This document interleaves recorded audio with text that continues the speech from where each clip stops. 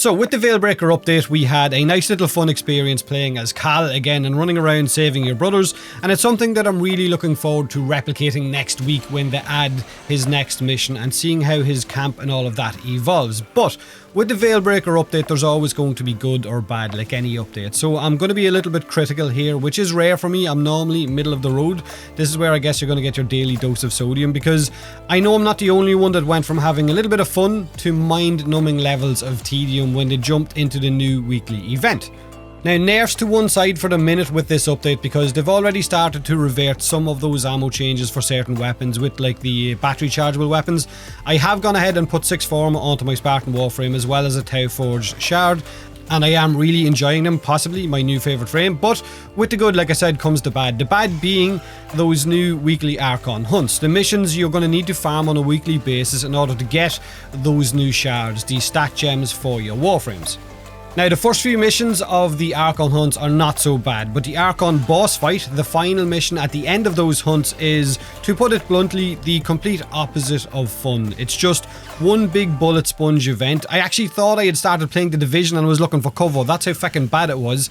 I know it's a weekly hunt and it should be hard, it should be challenging, but it's not hard. It really isn't. It's just downright tedious. And the funny thing is, Boreal, the Archon that you're fighting this week, was one of the easier Archons during the new war.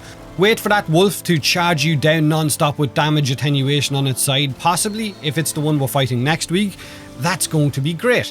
Now, I think you will all agree that Warframe's level of power fantasy has grown so insane that making any boss survive against us is going to be a challenge. So I don't envy DE one little bit when it comes to making those. But there are some boss fights in the game that are reasonably well made. However, damage attenuation is, to put it bluntly, an absolutely shit mechanic in any game that it appears in. And damage attenuation should not be as prominent on an Archon that already has multiple immune phases and spawns sentience that also make it immune. They could have gone for any number of different mechanics with these boss fights that we already have in game or that you will see in other similar games where you're fighting bosses. Just make the fight more interactive instead of just a dull tank and spank. Like integrating our Tenno more into the actual combat of that boss fight for different phases. Maybe your Tenno amp has to damage to break its protective barrier on the boss, or using an item in the boss arena to make that boss take increased damage. Having a damage reflection phase to slow down your burn or accidentally die in the process. Spawning more Narmer minions as the boss sits there charging up, and if you don't kill the minions, the boss can become enraged for a minute or 30 seconds. Have him shielded by a Narmer cleric that needs to die. You get the idea. That's just some very basic mechanics in other games. And I don't know about you, but give me a 10-minute fight with plenty of interaction over a 10-minute bullet sponge event. It's just not fun.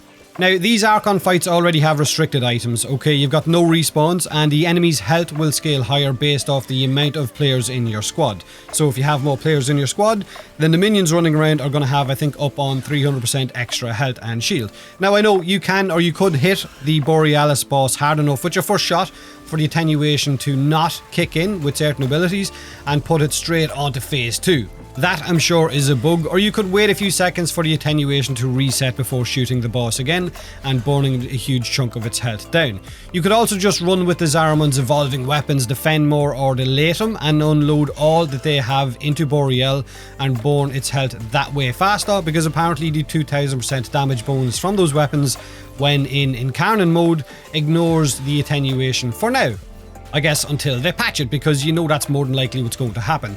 Like I said, the fight as a whole against the Borealis Archon at the end of those hunts was just one big uninspiring bullet sponge, and right now it's enforcing a certain set of weapons or frames to be used, which will bump up their popularity, and when that happens, those items tend to get put under a microscope as to why they're being so popular or why they've seen an increase in popularity, which leads to them being tweaked or changed further down the line. So I guess this is my feedback for that boss fight. Now, enough salt for today. Let me know what you think of the Archon hunts. How long did you have to fight yours for? Did you use the Incarnate weapons or not? How much fun did you have, I guess, is the main thing. Have a great day, and as always, thanks for watching.